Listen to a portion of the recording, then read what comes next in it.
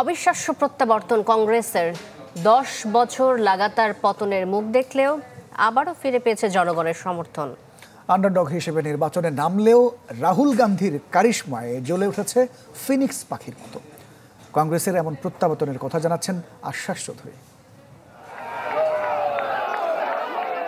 2009 সালে কংগ্রেসের সরকার গঠনের নেপথ্য কারিগর মা সোনিয়া গান্ধীর আশীর্বাদে রাজনীতির মাঠে এগিয়ে চলা রাহুল গান্ধীর।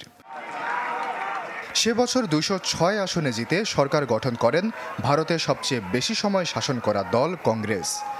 এর 5 বছর পরেই উল্টো চিত্র। 2014 সালের নির্বাচনে 44 আসনের ভরাডুবি, 19-এ 52 আসন পেয়ে লজ্জাজনক হার। বাপদাদার ঘাঁটি আমেঠিতে রাহুল গান্ধীর পরাজয়ের পর কংগ্রেস ও গান্ধীর ক্যারিয়ার শেষ বলে আওয়াজ ওঠে। অথচ 15 বছর পর সেই রাহুল গান্ধীর হাত ধরেই অবিশ্বাস্য প্রত্যাবর্তন পোড় খাওয়া কংগ্রেসের।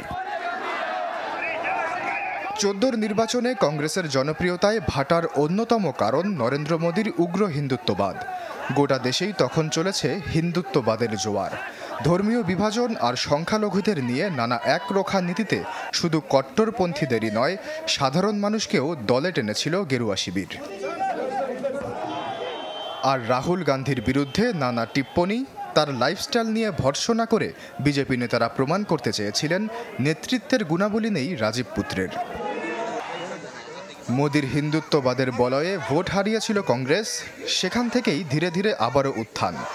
দক্ষিণ ভারতে বেড়েছে গ্রহণযোগ্যতা, জুটেছে তেলেঙ্গানা ও কর্ণাটকে শাসক দল হওয়ার সুবিধাও। আর sugar on the top Rahul গান্ধীর রোড মার্চ। ঝাঁ চকচকে গাড়িতে ফুলেল শুভেচ্ছায় নয়, রাহুল গোটা ভারত চষে বেরিয়েছেন পায়ে হেঁটে।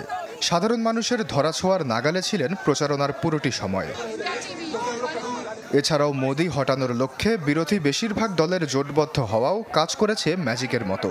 সেই সাথে বেকারত্ব সমস্যা আর মূল্যস্ফীতির কারণে মোদির জনপ্রিয়তা কমার সুযোগ কাজে লাগিয়েছে গান্ধী পরিবারের কাণ্ডারি। আশ্বাস চৌধুরী, চ্যানেল 24।